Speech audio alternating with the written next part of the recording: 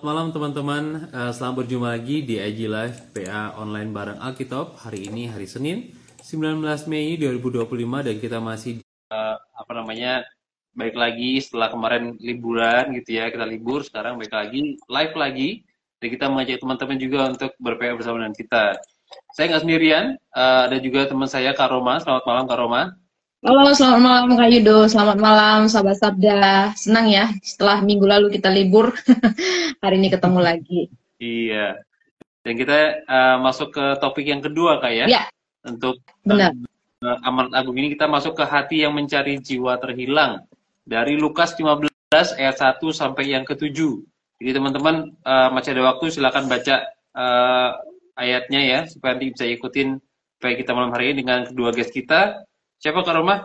Iya, malam hari ini ada Agnes dan juga ada Joseph yang akan menemani kita untuk menggali Lukas pasal 15 ini. Oke, mungkin untuk teman-teman yang pertama kali bergabung atau mungkin udah lupa sih Alkitab ini apa, ya kita selalu ingatkan ya bahwa Alkitab ini adalah satu seri pendalaman Alkitab untuk kita menggali pasal-pasal yang terkenal gitu ya. Makanya kita juga sebut sebagai pasal-pasal yang top Alkitab dari sudut pandang yang baru dan juga cara diskusi dan penggalian yang menarik karena kita memakai metode SABDA. Apa itu metode SABDA, Kak?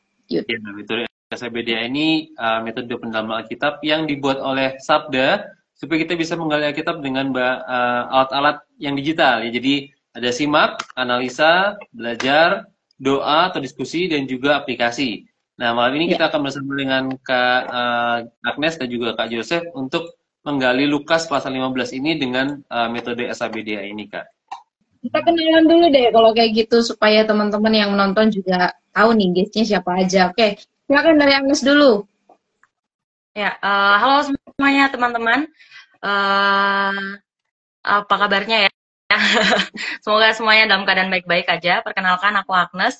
Sekarang sedang melayani di salah satu yayasan atau lembaga misi yang ada di Bandung, yaitu MPW YPPII Jabar. Ya, udah. Oke, salam kenal Agnes. Gimana dengan Joseph? Silakan. Ya, shalom semuanya, selamat malam. Perkenalkan, nama saya Joseph Patria Kristi. Teman-teman bisa panggil saya Joseph. Sekarang saya melayani di GJI Salmasih Lengkong Besar di Kota Bandung. Saya melayani di bagian pemuda dan juga remajanya. Ya, tapi ya. Oke, salam kenal ya. Jadi teman-teman ini duanya dari Bandung ya. Oke, teman perkenalin juga kami yang akan jadi host hari ini ada saya Roma dan Kak Yudo. Kita beda frame ya, karena satu di Jawa, satu di Kalimantan. Oke, harapannya juga jaringannya bisa baik hari ini. Oke, kita akan segera mulai untuk pendalaman Alkitab kita. Nanti Kak Yudo bisa membuka di dalam doa. Oke. Baik teman-teman, mari kita berdoa ya. Surgawi, terima kasih, kami bersyukur untuk hari ini kami boleh dikumpulkan dalam platform Instagram ini untuk sama-sama kami membahas tentang firman Tuhan. Kami berdoa Tuhan, kiranya Engkau menopang PA kami malam hari ini, Engkau menjaga jaringan, listrik, dan juga keamanan kami, sehingga kami bisa mendengar firman Tuhan, bisa belajar dari firman-Mu, dan juga dicerahkan oleh Roh-Mu untuk bisa hidup sesuai dengan firman-Mu, Bapa. Terima kasih Tuhan Yesus, kami berdoa juga buat kedua guest kami, Kak Agnes dan juga Kak Joseph, dan juga teman-teman kami yang ikut dalam malam hari ini. Kiranya Tuhan Kau berkati kami dan juga mencurahkan kami Roh-Mu untuk bisa memahami firman Tuhan malam hari ini. Terima kasih Tuhan Yesus, kami berdoa, haleluya, amin. Amin. Amin. Oke, malam hari ini karena tema kita berkaitan dengan amanat agung mencari jiwa yang terhilang, dan ketika kita membaca Lukas itu nanti memang terkait di sana adalah tentang perumpamaan gitu ya. Nah, sebelumnya kita mungkin sahabat Sabda yang dulu-dulu 2 tahun yang lalu Sabda itu udah pernah buka tema terkait perumpamaan ya di Alkitab. Jadi mungkin kita coba lagi ya, walaupun nanti teman-teman bisa buka lagi sebenarnya arsipnya ya. Nah, jadi perumpamaan itu sebenarnya satu analogi yang sering banget Yesus pakai ketika dia mengajar. Jadi Yesus ini adalah Tuhan kita yang sangat kreatif gitu ya. Jadi bukan hanya guru sekolah minggu zaman sekarang disuruh untuk pakai metode untuk mengajar gitu ya. Yesus sudah memulai contoh yang sangat hebat di Perjanjian Baru dengan memakai perumpamaan-perumpamaan lebih dari 40 perumpamaan di Injil, baik dari Injil Sinoptis sampai Yohanes gitu ya. Yesus memberikan perumpamaan, kisah-kisah yang sangat relate dengan kehidupan masyarakat Yahudi saat itu, karena memang dia akan menyampaikan perumpamaan yang pasti dimengerti oleh pendengarnya, nggak mungkin enggak gitu ya. Dan perumpamaan yang disampaikan juga biasanya sifatnya untuk membandingkan apa surga, tentang surgawi dan juga tentang duniawi seperti apa gitu. Nah, perumpamaan ini satu ilustrasi sederhana untuk menyampaikan satu makna yang lebih dalam. Ketika kita belajar tentang perumpamaan-perumpamaan yang diberikan oleh Yesus, jangan sampai terkecoh untuk beberapa hal detail gitu ya.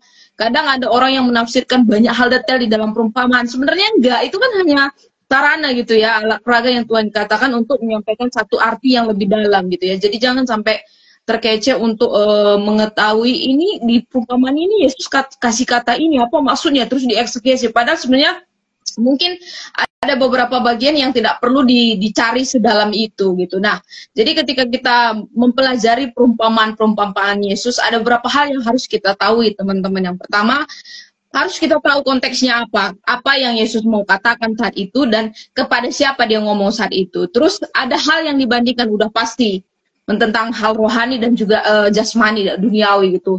Terus harus diperhatikan juga bagaimana keadaan budayanya, konteks zamannya. Habis itu dicari intinya, ini yang saya katakan tadi ya. Jangan ditarik hal detailnya dari 5 ayat misalnya. Inti perumpamannya aja yang dicari. Terus yang hal-hal yang mengejutkan di dalam inti utamanya, tapi jangan terjebak kepada hal-hal detail yang ada di sana. Terus habis itu dibandingkan juga dengan beberapa bagian lain di referensi, mungkin di Injil lain gitu, dan lihat bagaimana tema yang disampaikan oleh Yesus itu berulang apa enggak gitu ya. Jadi kita bisa memanfaatkan banyak sekali alat untuk mengerti perumpamaan yang Yesus sedang ajarkan kepada pendengarnya saat itu. Jadi ketika Yesus menjelaskan tentang perumpamaan, biasanya pendengar akan membuat mereka untuk berpikir, merenung, dan bertanya apa nih maksud perumpamaan Yesus itu. Dan biasanya perumpamaan ini banyak yang lumayan keras gitu ya untuk menyindir, bukan hanya menyindir ya, supaya yang nggak percaya ini, yang keras hati ini tuh bisa mendengar gitu. Ya, jadi teman-teman nanti bisa belajar tentang perumpamaan di arsip Alkitab 2 tahun yang lalu, sudah pernah juga kita jelaskan di sana. Silakan Kak Yud. Ya, dan untuk konteks pasal 15 ini perumpamaan yang paralel dengan Matius ya, Matius 18 ayat 12 sampai 14. Dan sini kita melihat ada dua pihak gitu ya, antara orang Farisi dan juga orang berdosa gitu. Dan nanti kita akan melihat bagaimana yang satu mengkritik yang lain dan juga bagaimana respon Kristus dengan kritikan itu ya. Dan dia memberi perumpamaan. Jadi satu pasal ini berisi 3 perumpamaan yang intinya itu sebenarnya satu kalau saya baca. Jadi ada kata-kata yang diulang-ulang, ada notion yang diulang-ulang bahwa ada sesuatu yang hilang, dan ada ada pihak yang mencari, dan ada sukacita ketika menemukan benda yang hilang itu. Dan itu menunjukkan bagaimana nanti kita melihat hati Allah gitu ya. Dan kita nanti akan juga baca teman-teman, jadi simak betul-betul ada berapa banyak kata sukacita, ada berapa banyak kata hilang, karena itu adalah sebenarnya kata kunci untuk kita memahami pasal ini. Jadi kata Kak Romo tadi bilang, jangan mengambil mentah-mentah gitu ya, perumpamaan, kita menggali perumpamaan, tetapi kita belajar apa sih yang mau dibilang oleh Tuhan Yesus melalui perumpamaan-perumpamaan ini. Jadi kita akan mulai aja kita malam hari ini, dan kita minta untuk Kak Agnes mungkin silakan baca ayat 1 sampai 3, dan Kak Joseph silakan dilanjutkan ayat 4 sampai ayat yang 7. Silakan. Oke. Ya, Lukas 15 ayatnya yang pertama hingga sampai ayatnya yang ke-7, perumpamaan tentang domba yang hilang. Para pemungut cukai dan orang-orang berdosa biasanya datang kepada Yesus untuk mendengarkan dia. Maka bersungut-sungutlah orang-orang Farisi dan ahli-ahli Taurat, katanya, ia menerima orang-orang berdosa dan makan bersama-sama dengan mereka. Lalu ia mengatakan perumpamaan ini kepada, siapakah di antara kamu yang... sorry. Oke, saya lanjutkan ayat yang ke-4 sampai ke-7. Siapakah di antara kamu yang mempunyai 100 ekor domba, dan jikalau ia kehilangan seekor di antaranya, tidak meninggalkan yang 99 ekor di padang gurun, dan pergi mencari yang sesat itu sampai ia menemukannya. Dan kalau ia telah menemukannya, ia meletakkannya di atas bahunya dengan gembira. Dan setibanya di rumah, ia memanggil sahabat-sahabat dan tetangga-tetangganya, serta berkata kepada mereka, Bersukacitalah bersama-sama dengan aku, sebab dombaku yang hilang itu telah kutemukan. Aku berkata kepadamu, demikian juga akan ada sukacita di sorga karena satu orang berdosa yang bertobat, lebih daripada sukacita karena 99 orang benar yang tidak memerlukan pertobatan. Ya. Ya. Kita akan gali ya 7 ayat ini dengan perikop tema dari sabda yaitu hati yang mencari jiwa terhilang. Nah, teman-teman di rumah silakan bisa komen walaupun sebenarnya udah ada yang komen juga ini ya. Nanti sepanjang penggalian silakan juga bisa berkomentar atau mungkin menjawab pertanyaan sehubungan dengan apa yang kita tanyakan, apa yang kita sedang diskusikan gitu ya. Nah, ini saya akan mulai dulu ke Agnes gitu ya dari ayat pertama untuk langkah yang pertama untuk kita simak sama-sama. Siapa yang biasa datang untuk mendengarkan Yesus dan mengapa orang-orang Farisi dan ahli Taurat bersungut-sungut kalau dilihat dari ayat 1 dan ayat 2. Di unmute Kak Agnes. Ya, baik. Kita bisa lihat ya, teman-teman, dari ayat 1 dan 2, kita bisa melihat bahwa yang biasa datang kepada Tuhan Yesus itu adalah para pemungut cukai dan juga orang-orang berdosa. Kalau kita lihat pemungut cukai itu siapa? Pemungut cukai adalah orang-orang yang tugasnya itu ngumpulin upeti yang dibayar masyarakat dan diberikan kepada pemerintahan Romawi. Kemudian mereka juga dikatakan sebagai pengkhianat karena mereka bekerja di bawah pemerintahan Romawi, sehingga image mereka itu terpandang buruk ya bagi kalangan Yahudi. Kemudian juga di situ dikatakan orang-orang berdosa. Orang-orang berdosa ini sinners ya, KJV menggunakan kata sinners, yaitu adalah orang-orang yang dikatakan hidup tidak sesuai dengan hukum Taurat. Bisa juga dikatakan orang-orang kafir di situ kalau kita lihat konteks ini, karena Tuhan Yesus sendiri pada saat itu ia sedang berada di Galilea, di mana Galilea itu adalah daerah multi etnis, di mana banyak orang-orang non-Yahudi di situ yang biasa disebut sebagai orang-orang kafir. Nah, pada saat mereka datang kepada Yesus, KJV menggunakan kata drew near ya, yang artinya mendekat. Mereka mendekat, hadir, tetapi mereka juga mencari Yesus, di mana hal inilah yang membuat orang-orang Farisi dan juga ahli-ahli Taurat itu mereka bersungut-sungut karena Yesus mau menerima orang-orang berdosa, bahkan makan bersama-sama dengan mereka, bergaul dengan mereka yang katanya najis gitu. Ya itu Kak. Iya, ini satu dilema yang luar biasa kalau kita lihat ya. Satu sisi harusnya Yesus nggak bersama-sama dengan orang berdosa gitu ya, tapi di sisi lain Yesus ada bagi mereka, sedangkan tokoh agama yang bagi mereka najis untuk menyentuhan dengan orang berdosa, apalagi pemungut cukai yang dianggap sebagai pengkhianat yang dijelaskan oleh Agnes tadi itu ya sudah sangat menyalahi secara budaya, ke Yahudi juga udah mengkhianat, secara agama juga tidak sesuai. Jadi menurut saya ini satu kontras luar biasa yang ditunjukkan oleh Yesus ketika dia mau duduk dan dia mau memperdengarkan apa yang ingin didengarkan kepada orang-orang berdosa. Menariknya orang berdosa ini malahan suka mendekat kepada Yesus ya, sedangkan orang Farisi dan ahli Taurat sibuk untuk benci dan sibuk untuk mengurus semua apa yang Yesus lakukan itu. Oke, silakan Kak Yud. Iya, untuk Kak Joseph, apa respons Yesus melihat sungut-sungut mereka? Maksudnya orang-orang Farisi yang mengkritisi Yesus dan juga orang-orang berdosa ini ya. Silakan Kak Joseph. Ya. Kalau kita lihat ini di ayat yang ketiga kan dikatakan, lalu ia mengatakan perumpamaan ini kepada mereka. Nah, jadi di sini bagaimana cara Yesus merespon sungut-sungut dari orang Farisi dan ahli Taurat ini sangat menarik ya. Dia tidak langsung menjawabnya atau merespon dengan sewajarnya, tapi justru menggunakan perumpamaan. Di sini Yesus dengan sabar menjawab sungut-sungut mereka dengan sebuah perumpamaan dan bukan perdebatan. Sebenarnya mungkin bisa saja ya, jadinya berdebat gitu, tapi biasanya tuh perdebatan tidak pernah menghasilkan sesuatu yang baik. Nah, jadi perumpamaan yang diberikan oleh Tuhan Yesus ini bisa dikatakan sebuah hal yang sangat strategis untuk dilakukan. Dan ini dilakukan dengan penuh kasih, karena sesungguhnya kalau boleh saya katakan, tarik dengan bahasa sekarang itu Yesus mungkin sedang menyindir ya, atau mungkin sedang roasting orang-orang Farisi dan para ahli Taurat pada saat itu melalui perumpamaan ini ya. Supaya kenapa? Supaya mereka itu merasa bahwa mereka itu jangan sampai mereka selalu merasa sebagai orang yang paling benar dan merasa dirinya paling religius, dan kemudian mereka memandang orang lain lebih berdosa daripada mereka. Nah, melalui perumpamaan ini Yesus itu sedang ingin membuka mata rohani daripada para ahli Taurat dan juga orang-orang Farisi, supaya dia juga mau memperkenalkan bahwa karakter Allah yang sejati itu seperti apa.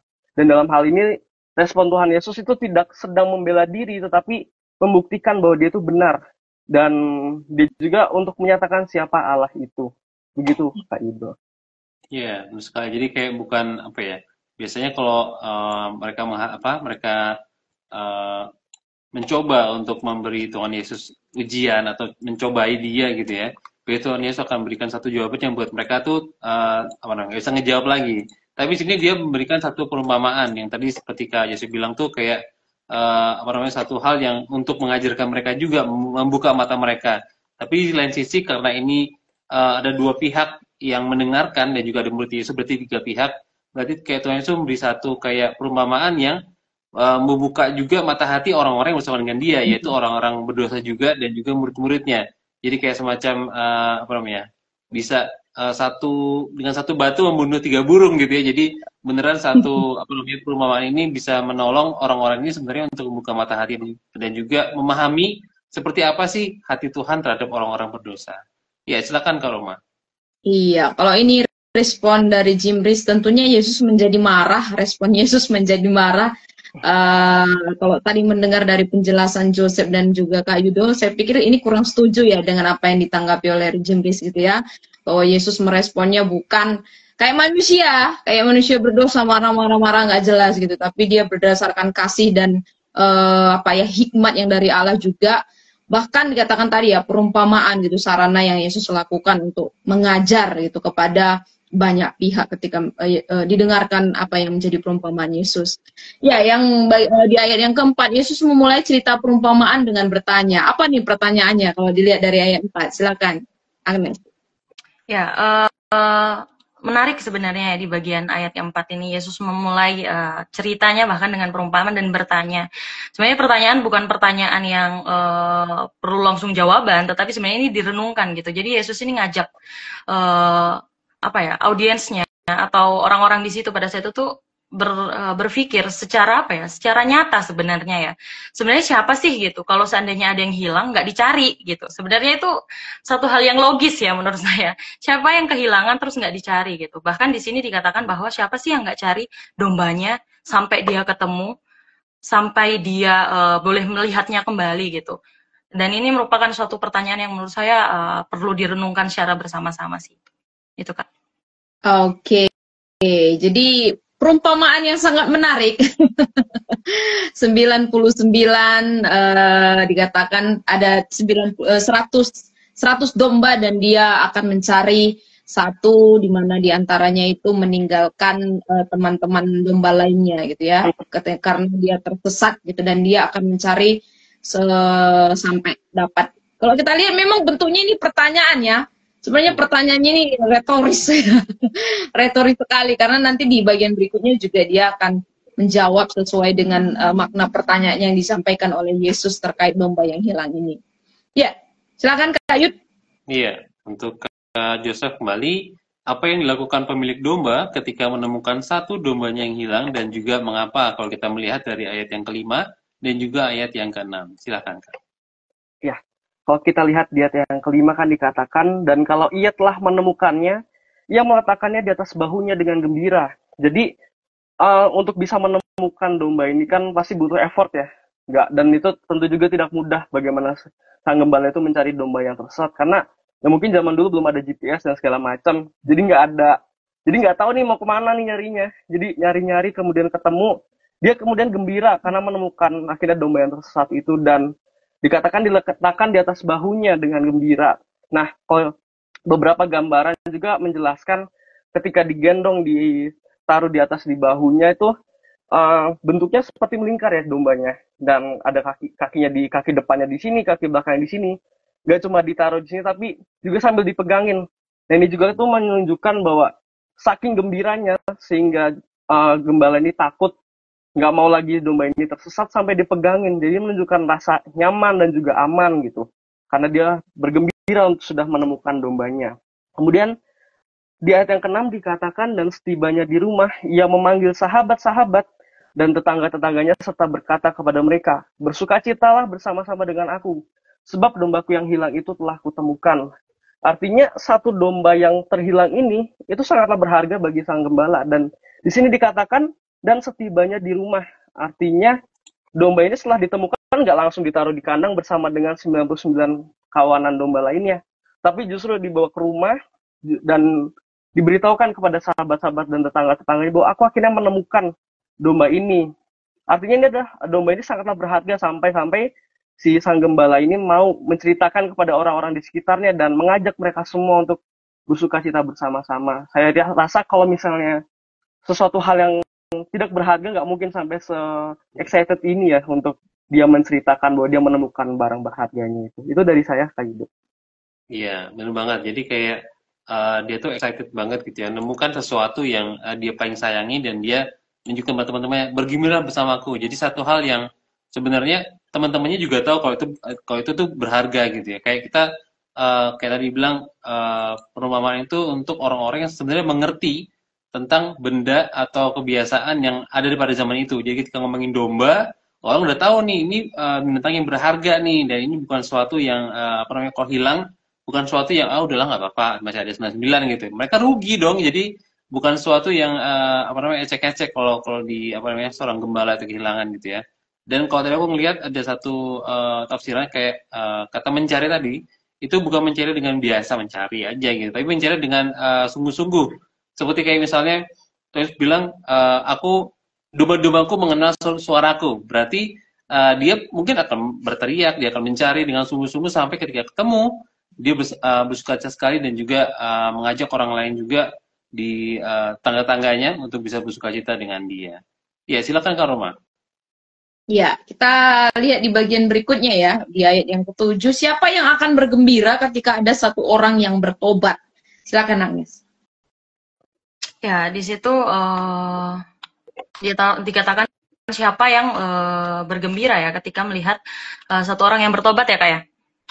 Nah, ya kita bisa melihat bersama bahwa sebenarnya di sini sebenarnya teks Yunaninya sebenarnya nggak menjelaskan ya sebenarnya siapa sih sebenarnya sosok yang akan bersukacita gitu. Tapi di situ dikatakan bahwa sukacita di surga ya. Aku berkata kepadamu demikian juga akan ada sukacita di surga. Berarti bisa dilihat bahwa yang bersukacita di surga merujuk pada penghuni surga gitu ya, penghuni surga.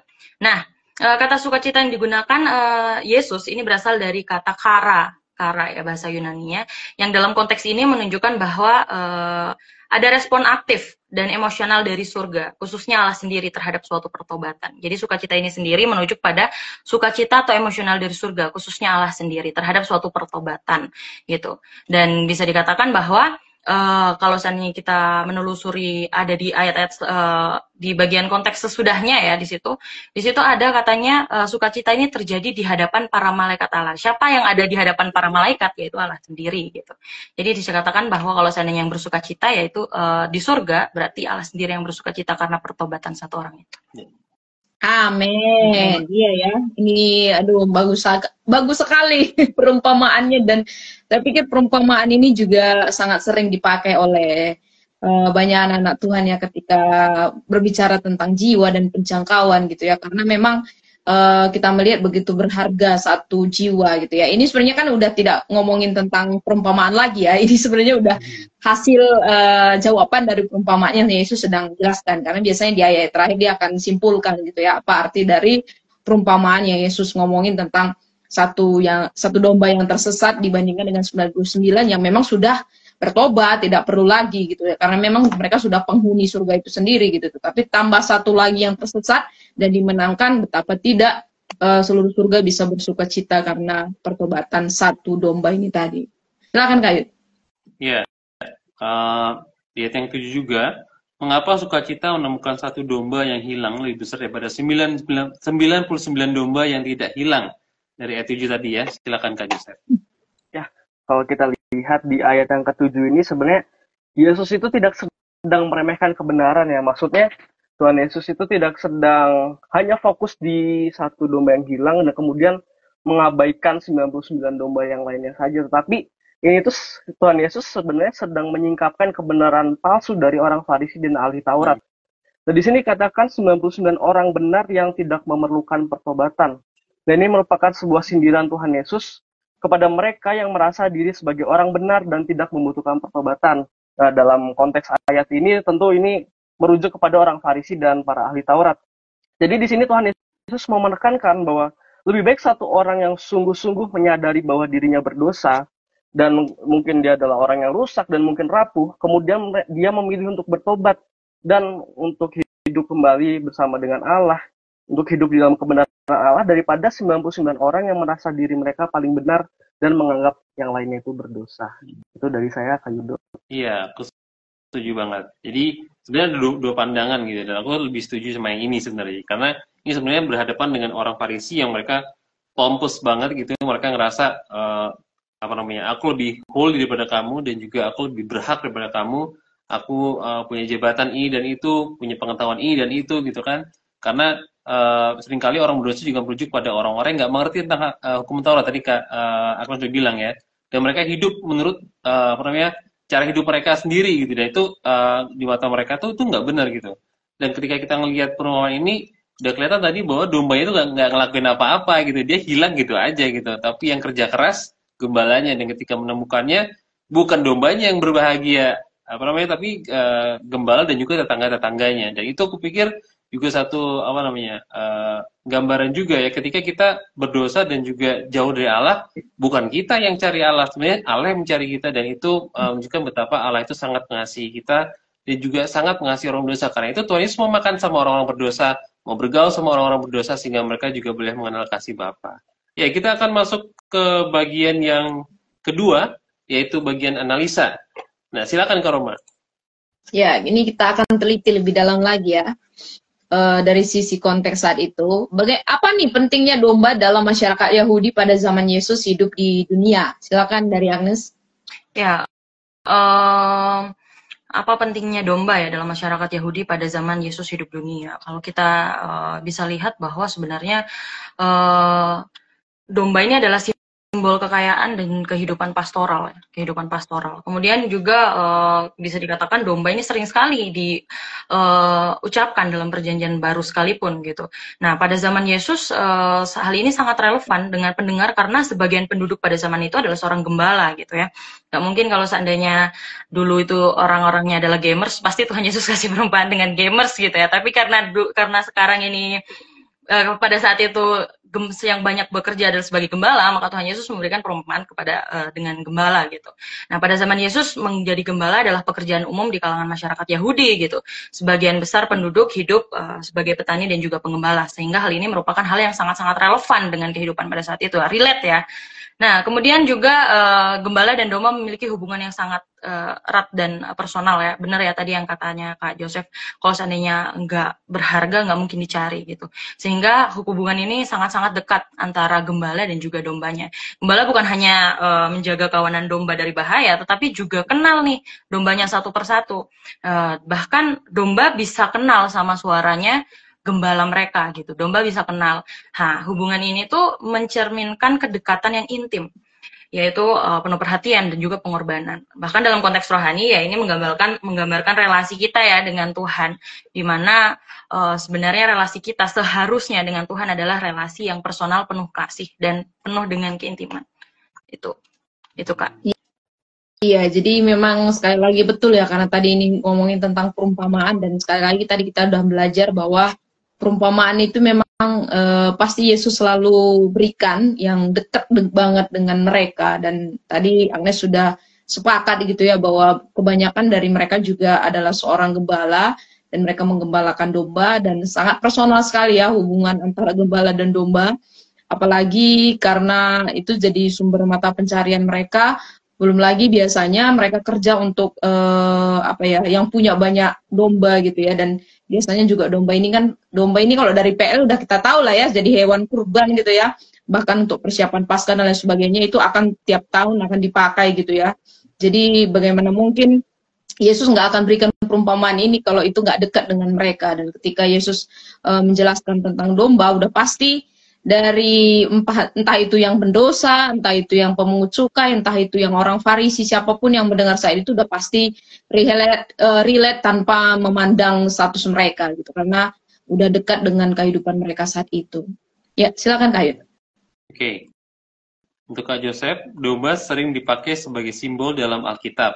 Dalam konteks perumpamaan ini, domba menyimbolkan apa dan siapa? Silakan, Kak. Ya, kalau kita lihat domba itu terkenal sebagai makhluk atau hewan yang lemah. Dia juga apa ya? Mungkin bisa dikatakan, maafkan saya kalau agak vulgar juga agak bodoh. Dan dia gampang sekali tersesat gitu. Dan domba itu tidak memiliki alat atau alat anggota tubuh yang bisa digunakan untuk membela dirinya. Mungkin contohnya kalau singa dia punya gigi dan cakar, lalu kerbau atau sapi juga mereka punya tanduk dan lain sebagainya. Domba itu tidak ada gitu alat-alat yang dari anggota tubuhnya untuk melindungi dirinya gitu. Jadi bisa dikatakan domba ini adalah hewan yang tidak bisa hidup sendiri, harus ada yang melindungi dan bergantung pada sang gembala itu. Nah, domba sendiri itu melambangkan manusia yang berdosa dan hilang dari Allah. Dia yang makhluk yang lemah, mungkin bisa dikatakan bodoh, mudah tersesat oleh pemikirannya sendiri atau mungkin oleh pengaruh dari luar. Jadi bisa dari dalam diri mereka atau dari pengaruh-pengaruh dari luar. Dan manusia itu tidak bisa menemukan jalan kembali kepada Allah. Dan ketika menghadapi bahaya, itu domba-domba juga sangat beresiko binasa karena seperti yang tadi saya bilang, domba itu tidak bisa membela diri. Dan jadi domba itu melambangkan umat manusia yang berdosa. Itu dari saya, Kak Ibu. Iya, aku setuju banget dengan Kak Yosef. Ini juga ada tanggapan dari Kak Mili, dibilang domba melambangkan orang berdosa yang terhilang dan membutuhkan gembala, yaitu Yesus Kristus sebagai penebus. Gambaran manusia yang jatuh dalam dosa dan kehilangan hubungan dengan Allah. Gambaran manusia yang jatuh dalam dosa dan kehilangan hubungan dengan Allah. Ya, jadi ini benar kata Kak Jason tadi, ketika manusia itu jauh dari Tuhan atau mereka tuh terkatung-katung lah hidup mereka gitu, mereka terikat oleh dosa, hilang gitu ya, sama seperti domba yang nggak ada gembalanya atau nggak apa namanya ditinggalkan atau tertinggal oleh gembalanya, jadi dia nggak punya pegangan hidup di dalam bahaya terus menerus, dia juga ada ancaman untuk mati, dia juga nggak bisa melindungi dirinya gitu ya, dan karena itu membutuhkan Tuhan sebagai gembalanya. Jadi kayak ingat kalau teman-teman nanti nonton arsipnya juga ya, arsip yang minggu lalu itu juga ngomongin tentang Tuhan sebagai gembala yang melindungi orang-orang yang apa namanya terhilang, yang tersisihkan, yang sebagai apa seperti domba yang nggak bergembala gitu. Dia punya belas kasihan untuk orang-orang semacam itu. Ya, kita akan memasuki bagian yang ketiga, teman-teman, yaitu kita akan belajar, yaitu menyimpulkan hal-hal yang sudah kita bahas tadi di bagian 1 dan bagian 2. Jadi silakan Kak Roma untuk masuki nomor 1 dari bagian belajar ini. Ya, silakan teman-teman di rumah bisa, yang nonton ini lumayan banyak ini, silakan bisa kasih komentar ya. Jangan hanya menyimak saja, karena kita ini PA bareng-bareng ya, bukan hanya menonton PA tapi belajar PA bareng-bareng gitu ya, supaya teman-teman juga mendapatkan sesuatu dari pertemuan malam hari ini, bukan hanya kita berempat yang live malam ini. Oke, kita akan masuk ke bagian yang ketiga ya, tentang belajar atau juga kesimpulan dari langkah SABDA. Nah, saya akan kembali ke Agnes lagi. Mengapa orang-orang Farisi dan ahli Taurat tidak senang melihat Yesus menerima dan makan bersama orang-orang berdosa dan juga pemungut cukai saat itu? Silakan. Ya, menarik ya di sini responnya orang-orang Farisi nih ngelihat Yesus, tindakan Yesus, di mana di situ ada kata bersungut-sungut nih. Nah, kata bersungut-sungut ini kalau kita mau lihat dalam bahasa aslinya atau bahasa Yunaninya itu digunakan kata diagogizo, dengan yang bisa diartikan dengan keluhan yang sangat-sangat keras, bahkan sikap menghakimi moral dan juga religius gitu, penghakiman moral dan juga religius gitu.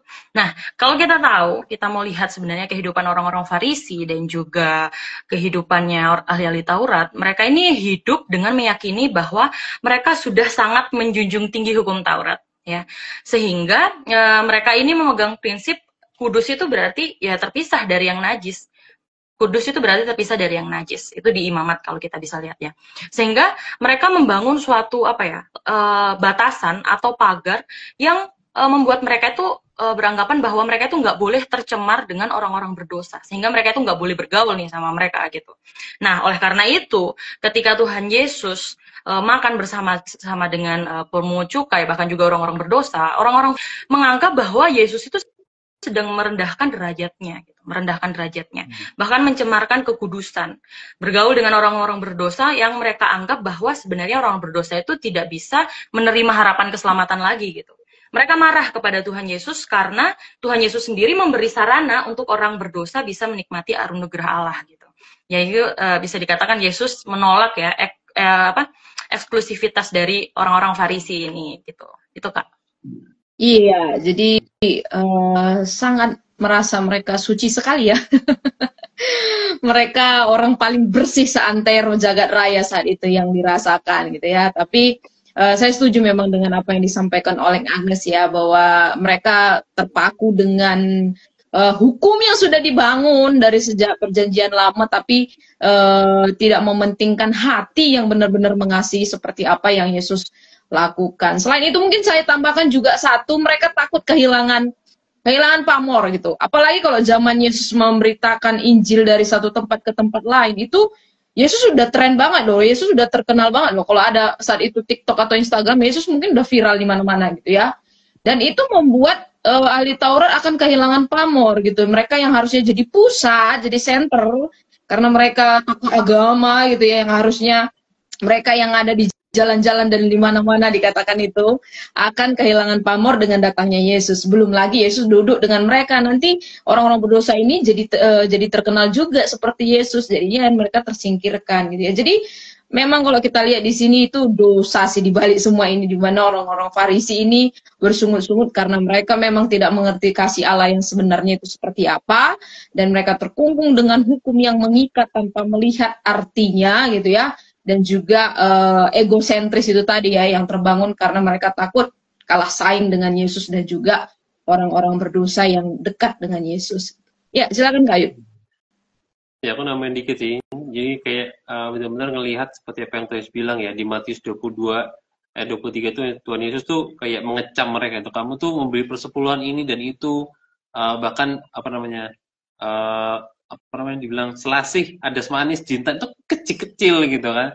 Tapi mereka meninggalkan tuh hal yang sebenarnya tuh diinginkan oleh Allah, yaitu keadilan dan belas kasihan. Jadi mereka tuh tidak memandang orang-orang yang butuh pertolongan ini sebagai orang-orang yang pantas mereka tolong, tapi justru mereka membuat segregasi gitu antara orang-orang yang tanda kutip kudus tadi dengan orang-orang berdosa yang sebenarnya nggak pantas untuk masuk dalam lingkungan mereka gitu. Ini Tuhan Yesus kayak seperti menyindir mereka juga, jadi aku setuju, menyindir dengan dia duduk dan makan itu kan satu aktivitas dalam agama masyarakat Yahudi yang kayak benar-benar dekat, orang-orang yang dekat bisa makan bersama-sama gitu. Tapi kalau Tuhan Yesus makan dengan orang berdosa, ya kayak tadi Tuhan Yesus berarti dia menerima orang-orang itu masuk dalam dalam lingkungannya, dalam hubungan dengan dia begitu ya.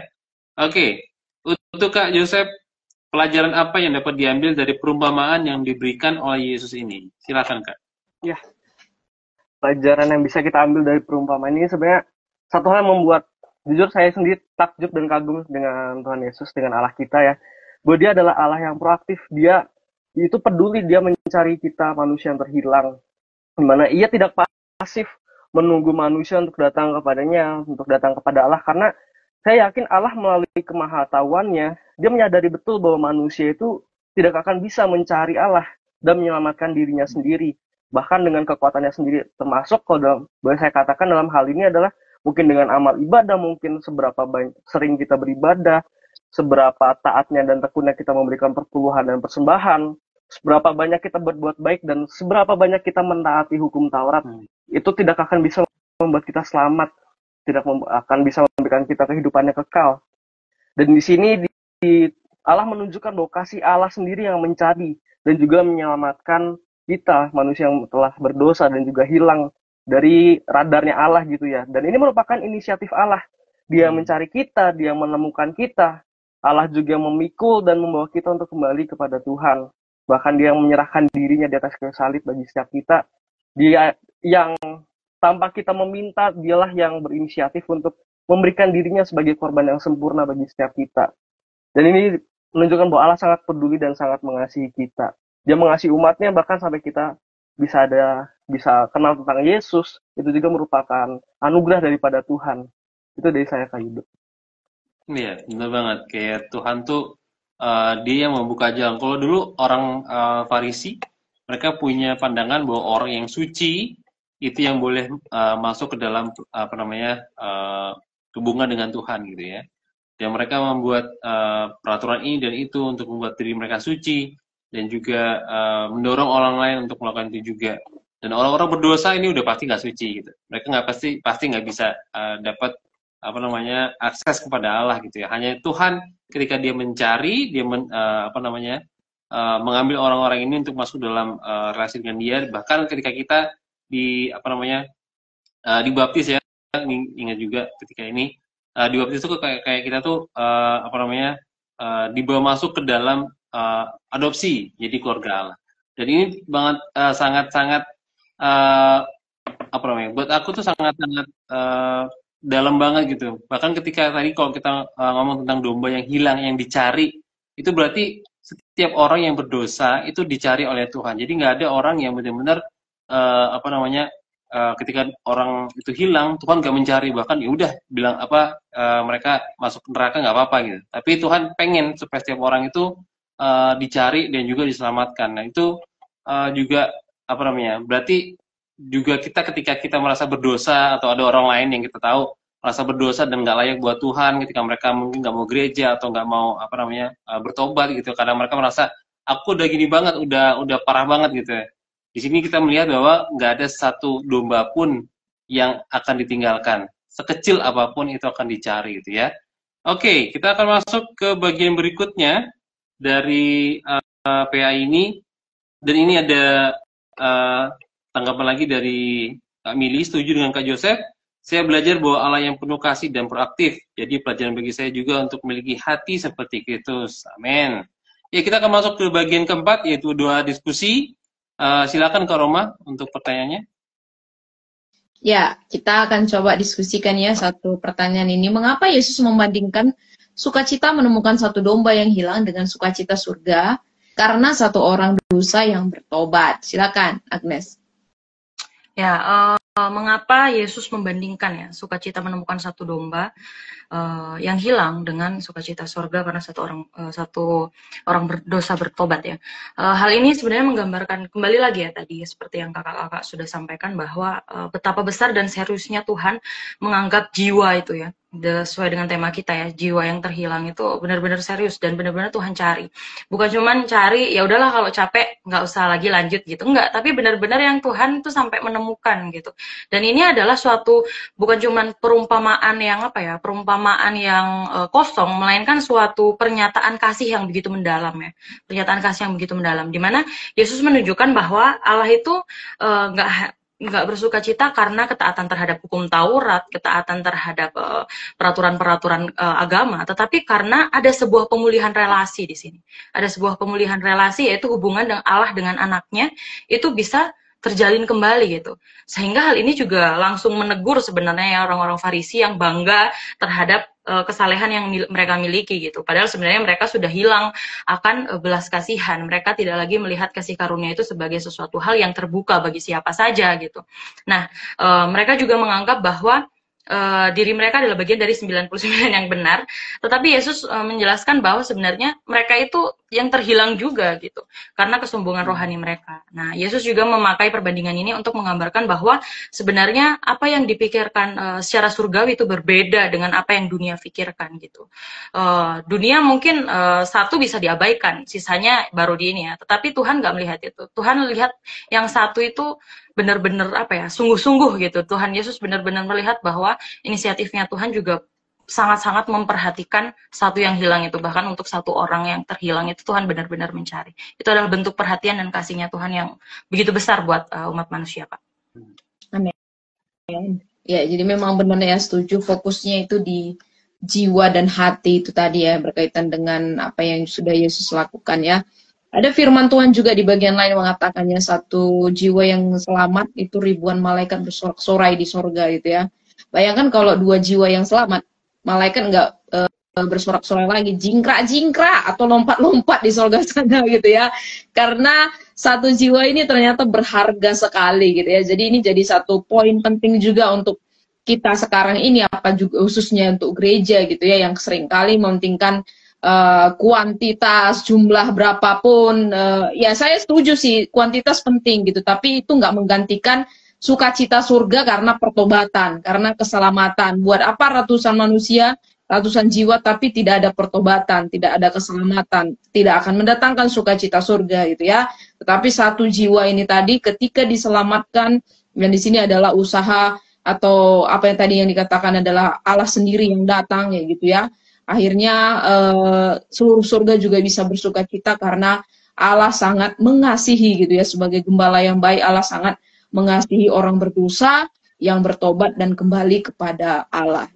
Ya, ini sepertinya belum dijawab tadi ya, tanggapan Mili. Oh sudah. Silakan Kak Yud. Oke, untuk Kak Joseph, apa hubungan tentang tanggung jawab gembala yang kehilangan domba dan tanggung jawab orang percaya yang kehilangan orang-orang yang dilayani? Silakan Kak. Iya, kalau kita lihat Yesus itu kan adalah gembala agung ya. Dia sendiri yang telah mencari domba yang terhilang dan menyelamatkan kita, manusia-manusia yang berdosa. Dan kita yang sudah diselamatkan juga diberikan kepercayaan yang sama, diberikan tugas yang sama. Seperti tema kita hari ini kan bicara tentang amanat agung ya. Dan kita ini dipanggil untuk menjadi ya gembala-gembala kecilnya gitu. Untuk juga mencari domba-domba yang terhilang itu. Nggak cuma mencari, tapi juga kita mau mengasihi mereka dan membawa mereka kepada sang gembala sejati, yaitu Yesus Kristus. Nah, amanat agung ini juga bukanlah sekedar tugas saja, tetapi merupakan sebuah penghormatan buat setiap kita. Kalau kita boleh di sini kita menjadi rekan kerja Allah ya. Kita tidak hanya dipanggil untuk melaksanakan saja, tapi kita juga itu disertai dan dimampukan Allah untuk melakukan tugas ini. Dan kita menjadi rekan kerja Allah dalam pencarian jiwa yang terhilang. Kita dipanggil untuk hidup dalam kebenaran Kristus dan membagikannya pada orang-orang di sekitar kita, yang akhirnya membuat kita mampu dan ingin untuk bahkan rela ya meninggalkan zona nyaman kita untuk membawa orang-orang yang terhilang ini kepada kasih Kristus yang sejati. Itu dari saya, Kak. Ya, betul sekali ya. Jadi benar-benar satu prinsip yang dalam pelayanan itu satu hal yang krusial banget gitu ya. Ketika kita melayani orang dan kemudian ketika orang itu hilang gitu, entah itu karena apapun gitu ya, tanggung jawab kita adalah membawa mereka kembali, bukan kepada kita tapi kepada Tuhan gitu. Dan mungkin ketika hal itu terlalu berat gitu ya, kita bisa sebagai gembala-gembala kecil tadi Kak Josi bilang, kita pergi kepada gembala yang agung itu untuk minta pertolongan, kekuatan dan juga hikmat ya untuk membawa domba yang terhilang ini gitu. Karena tadi kita lihat di penggalan-penggalan awal tadi, kita melihat bahwa hati Tuhan itu sangat sangat besar bagi orang-orang yang hilang, bagi mereka yang dianggap berdosa, bagi mereka yang dianggap hina dalam masyarakat, dan juga udah tanggung jawab kita sebagai hamba Tuhan, sebagai teman-teman muda Kristen yang mengenal kasih Tuhan, yang betul-betul mengenal penerimaan Tuhan, untuk menerima juga mereka yang terhilang di dunia ini ya. Jadi aku setuju banget dengan jawaban Kak Joseph. Oke, kita akan masuk ke bagian aplikasi Kak Roma. Silakan Kak. Oke, kita udah di akhir banget ya ini. Waktunya masih cukup. Ya, teman-teman bisa share juga mungkin pengalaman teman-teman ya, bagian aplikasi ini. Bagaimana dalam pengalaman teman-teman ketika mencari orang-orang yang masih terhilang, atau mungkin nanti komitmen bisa didasarkan dengan pengalaman juga yang sudah dilakukan karena teman-teman juga berkecimpung dalam pelayanan itu ya. Silakan mulai dari Agnes dulu untuk bagian aplikasi ini. Ya, kalau kita mau mengaplikasikan ini ya, hati yang mencari jiwa yang terhilang itu dalam kehidupan sehari-hari, yang paling pertama sih Kak, yang menurut saya paling penting adalah jangan sampai kita jadi orang Farisi dan ahli Taurat di dunia kita gitu ya. Jangan sampai kita jadi mereka gitu, yang ngejudge sesama dengan merasa diri benar dengan tingkat kerohanian kita gitu. Nah, bagaimana kita bisa ngerangkul mereka, bagaimana kita bisa menjangkau jiwa-jiwa kalau ternyata kita justru menghakimi bahkan juga menjatuhkan mereka, itu sih. Kemudian yang kedua, perlu ada komunitas yang positif ya Kak, menurut saya. Membangun sebuah komunitas yang positif, yang pengertian tentunya di zaman sekarang, karena saya rasa bahwa pengertian itu adalah apa ya, kata penting dalam kamus komunitas lah istilahnya ya, kata penting dalam kamus komunitas. Kenapa? Karena sekarang itu kalau seandainya anak-anak disalahkan itu sulit ya. Jadi kita itu perlu yang bagaimana menyatakan kesalahan tanpa menyalahkan ya. Menyatakan kesalahan tanpa menyalahkan orang. Itu susah banget. Tapi di sini kita ditantang untuk melakukan hal itu. Dimana kalau seandainya ada teman-teman kita peka dengan keadaan sekitar kita, ya kita kunjungi. Kemudian kita dengerin gitu. Kita ngerangkul, kasih solusi, bantu. Itu adalah satu hal yang susah ya sebenarnya dalam komunitas. Tapi itu yang perlu dilakukan dalam komunitas. Karena itu kebutuhan di zaman sekarang gitu. Terus kemudian menurut saya juga ya aplikasi yang penting dalam mencari hati yang mencari ya itu adalah terlibat dalam pelayanan misi sih Kak, menurut saya yang paling penting terlibat dalam pelayanan misi. Puji Tuhan, saya di sini tergabung dalam suatu lembaga misi yang juga memiliki fokus dalam pelayanan misi penjangkauan terhadap suku-suku yang terabaikan Kak. Jadi di sini kami fokusnya untuk mengambil bagian dalam pelayanan dengan pendekatan melalui pendidikan, melalui kesehatan, melalui pelayanan anak, bansos. Jadi kami memiliki misi yaitu mengadopsi salah satu suku yaitu suku di Sumba Timur di NTT. Jadi kami mengambil bagian dalam pelayanan itu. Di sana kami melakukan pelayanan misi dengan mendirikan sekolah, bahkan juga di bidang kesehatan melakukan pelayanan misi kesehatan kerjasama dengan WHO, bahkan juga melakukan pelayanan-pelayanan anak, mengirim hamba-hamba Tuhan dan juga melakukan bantuan-bantuan sosial.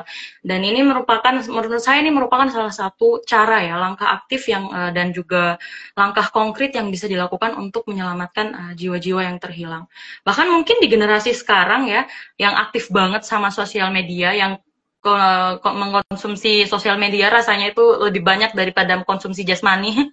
Itu bisa sharing ya menurut saya, sharing konten-konten positif, konten-konten positif atau bahkan ayat-ayat firman Tuhan, bahkan ikut-ikut PAG ini ya, salah satu sarana ya untuk menjangkau orang-orang yang terhilang. Menurut saya itu Kak. Oke, terima kasih. Kalau Joseph bagaimana nih?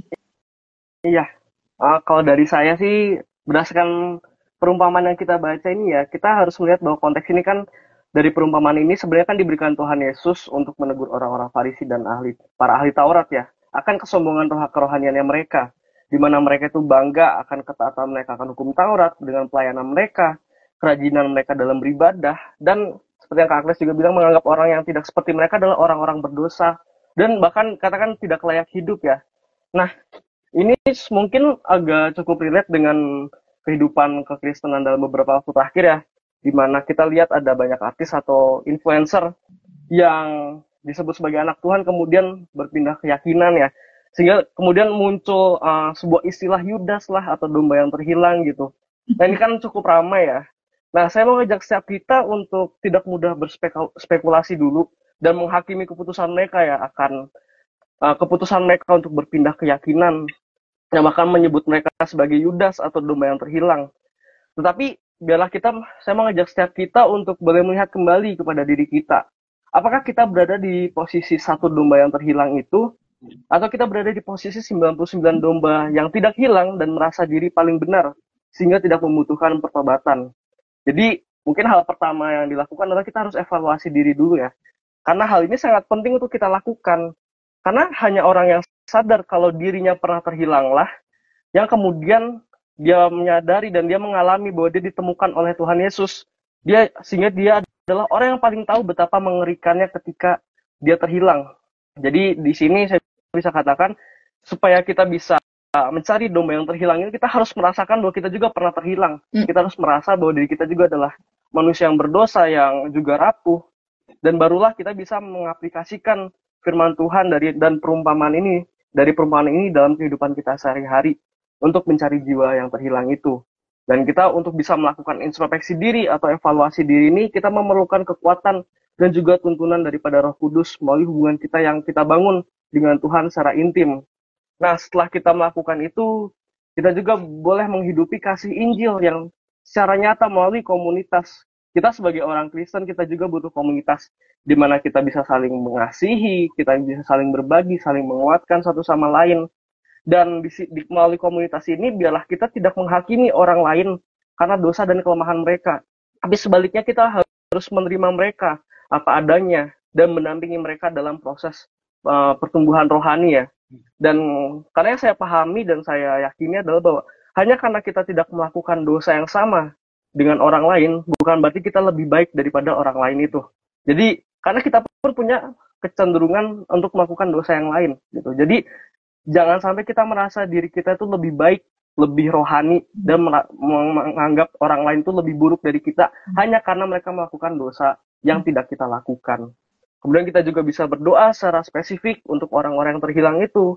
Bisa dimulai dari orang-orang terdekat kita, atau siapapun itu ya. Mungkin kita tahu ada teman kita yang sedang bergumul dengan hidupnya, atau mungkin sedang bergumul dengan keimanan mereka. Biarlah kita doakan mereka supaya Allah itu juga dapat menjemput mereka, dapat mencari mereka, menemukan mereka, supaya mereka tidak kehilangan iman mereka.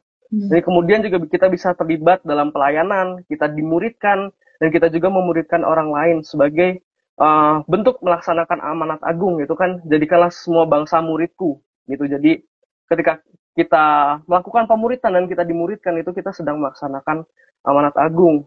Juga mungkin kita bisa menggunakan media sosial kita dengan bijak, menyebarkan kasih Kristus, kita perdalam pembacaan Alkitab kita seperti yang kita lakukan pada malam hari ini. Yang paling penting ketika kita belajar tentang Alkitab, jangan sampai itu hanya berhenti di otak kita aja ya, jangan cuma menambah ilmu pengetahuan kita, tapi yang paling penting adalah bagaimana kita bisa menghidupi dan mengaplikasikan firman Tuhan yang sudah kita pelajari itu di dalam kehidupan kita sehari-hari. Kemudian yang terakhir juga kita harus siap sedia untuk menjadi sahabat yang selalu hadir dan juga mau mendengarkan orang lain dengan segala pergumulannya tanpa menghakimi. Kemudian kita bisa bersaksi melalui kasih yang bisa kita berikan kepada mereka yang membutuhkan. Itu dari saya, Kak. Amin. Terima kasih juga untuk sharing dari Joseph ya. Dan ini ada satu tambahan juga dari Rajut Apik. Betul Kak, kalau sedang dicari Tuhan itu menyakitkan Paul. Bahkan sampai-sampai ngerasa Tuhan ninggalin kita. Padahal sebenarnya sebaliknya. Ya, mungkin ada di antara teman yang sering merasa ditinggalkan Tuhan. Enggak ya, Tuhan tidak pernah meninggalkan ya. Karena Tuhan selalu dikatakan punya inisiatif dan proaktif untuk mencari yang terhilang gitu ya. Kita yang seringkali menghilangkan diri. Dan sebenarnya kita juga seringkali menyesatkan diri gitu ya. Padahal kita sudah ada di dalam Tuhan gitu ya. Ya, kita terjebak dengan beragam dunia yang semakin jahat ini. Dan akhirnya hati kita menjadi tawar. Dan kita akhirnya tidak dekat lagi kepada Tuhan. Tetapi kiranya melalui apa yang sudah dijelaskan, dibagikan oleh kedua sahabat muda kita, ada Agnes dan juga Joseph, bisa menolong kita untuk kembali ya, melihat bagaimana kita mengintrospeksi diri kita, bagaimana apakah saya adalah orang yang terhilang yang sudah ditemukan dalam kasih Kristus, apakah saya yang sudah bertobat rasanya tidak perlu Kristus lagi gitu ya. Ini perlu menjadi satu pembelajaran untuk kita selalu memiliki kerendahan hati yang di dalam Tuhan gitu, karena rata-rata orang yang pelayanan misalnya seperti saya, ketika saya tadi mendengar sharing dari Joseph dan Agnes, saya tertuduh gitu ya. Seringkali kita yang melayani ini merasa lebih baik dari orang-orang yang di jalanan sana misalnya ya. Akhirnya yang timbul hanya sombong rohani. Ya, aku kan udah dekat dengan Tuhan, aku kan PA tiap minggu, aku kan ke gereja, aku kan yang akhirnya membandingkan diri kita dengan orang lain dan merasa orang lain lebih berdosa dari kita gitu ya. Jadi saya sendiri juga sangat tertegur pada malam hari ini gitu ya. Dan kiranya Tuhan juga terus tolong untuk kita bisa punya kerendahan hatian, apalagi kita udah ada di ladang pelayanan gitu ya, untuk terus bisa menjadi pribadi yang itu tadi ya, menjadi pendengar gitu ya untuk orang-orang yang butuh pendengaran, yang butuh menceritakan sesuatu kepada kita dan kita bisa menyebarkan tentang kasih Kristus kepada mereka ya. Bersyukur kepada Tuhan, kiranya seluruh teman-teman di rumah yang sudah menghadir hari ini. Saya nggak tahu responnya ya karena nggak ada yang komen selain Mili dan juga Rajut. Tapi kiranya apapun yang teman-teman sudah dengarkan malam hari ini ditangkap, diimani dan juga dilakukan gitu ya, supaya firman-Nya bukan hanya sampai di otak saja gitu. Oke, Kak Yudo akan memberikan kesimpulan sebelum kita menutup PA kita. Iya, dari PA malam hari ini kita belajar bahwa Tuhan Yesus tuh memiliki hati yang sangat rindu untuk membawa orang-orang yang terhilang, orang-orang berdosa, untuk mengenal Allah dan juga mengenal kasih-Nya gitu ya. Dan kita malam hari ini juga belajar bahwa kita ini sebenarnya domba-domba yang udah dicari dan ditemukan oleh Tuhan gitu. Kita nggak jauh beda dengan orang di luar, hanya kita sudah diselamatkan, dan sekarang tugas kita adalah kita meminta hati yang sama dengan Kristus punya, yang mencari, yang rindu juga supaya jiwa-jiwa terhilang, orang-orang di sekitar kita, orang-orang yang kita temui, orang-orang yang Tuhan taruh dalam hati kita, untuk kita bawa kembali kepada Tuhan dan mengenal kasih-Nya kepada mereka juga. Terima kasih, Kak. Oke, kita akan tutup untuk serangkaian Alkitab kita malam hari ini. Saya minta kesediaan Agnes ya, bisa menutup dalam doa. Baik, Kak dan teman-teman, mari kita berdoa. Tuhan Yesus yang baik, kami sungguh bersyukur Tuhan untuk kebaikan Tuhan, menyertai, menolong, memberkati setiap kami, khususnya untuk PA hari ini. Terima kasih Tuhan, kami sudah belajar begitu banyak, dan kami kembali lagi diingatkan betapa besar kasih Tuhan, pengorbanan Tuhan, Tuhan yang berinisiatif mencari, dan kami bersyukur kami punya Tuhan yang memulai segala sesuatu, bahkan keselamatan itu sendiri. Terima kasih Tuhan, terima kasih, kami mengucap syukur, dan kami percaya Tuhan memberkati PA kami ini, tidak hanya berhenti sampai di saat ini, tetapi juga kami bisa merenungkannya setiap hari, hari demi hari kami terus mendalami kasih Allah yang begitu besar dalam kehidupan kami. Terima kasih Tuhan, berkati juga untuk Kak Roma, Kak Yudo, Kak Joseph, dalam setiap pelayanan, bahkan juga semua tim yang ada, yang sudah bertugas, kami percaya Tuhan memberkati setiap pelayanan-pelayanan dikerjakan, bahkan juga PA untuk minggu depan, kami percaya setiap pembicaraan, dengan penggalian Alkitab yang dilakukan, kami percaya semuanya juga menjadi berkat dan semakin membuat kami mengasihi Tuhan dan mencintai Tuhan lebih dalam lagi. Terima kasih Tuhan, terima kasih. Dalam nama Tuhan Yesus Kristus kami menyerahkan hari ini. Amin. Amin. Terima kasih. Bye. Ya, terima kasih. Terima kasih. Salam. Ayo PA. Teman-teman di rumah, sebagai pengumuman bahwa minggu depan kita juga masih dalam tema Amanat Agung. Hari Senin depan kita akan belajar dari Kisah Para Rasul 1 ya, tentang jangkau jiwa dimanapun mereka berada. Ayat ini pasti udah familiar, apalagi nih sebentar lagi minggu depan juga kita akan persiapan untuk ibadah kenaikan Yesus Kristus. Dan pastikan teman-teman juga bisa bergabung untuk ikut dalam Alkitab 7:30 waktu Indonesia Barat. Jadi yang timur dan Wita bisa menyesuaikan, atau mungkin yang di luar negeri bisa menyesuaikan waktu Indonesia Barat. Kita akan PA selama 1 jam. Kalau teman-teman ingin menjadi guest seperti Joseph ataupun Agnes malam hari ini, silakan nanti DM atau kontak nomor-nomor dari Sabda yang teman-teman miliki, atau Instagram dari Sabda ada banyak. Silakan teman-teman bisa DM aja, nanti kita akan pandu. Jangan takut karena kita belajar firman Tuhan bareng-bareng gitu ya.